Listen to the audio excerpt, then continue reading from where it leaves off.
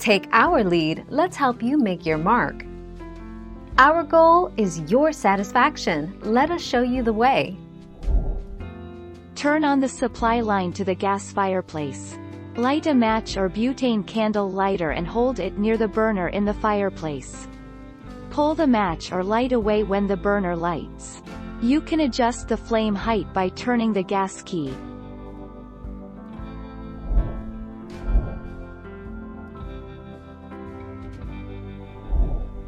Take our lead.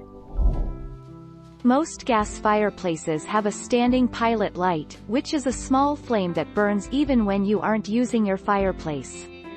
This is a critical safety precaution that prevents the buildup of gas if the pilot light is hard to relight.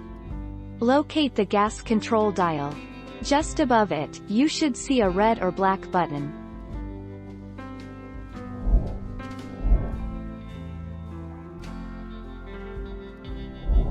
Let's help you make your mark. They burn cleaner than a traditional wood-burning fireplace and produce no ash or soot to clean up.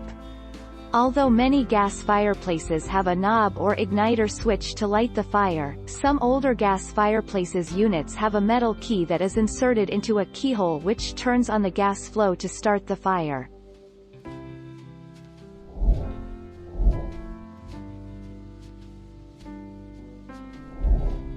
Take our lead.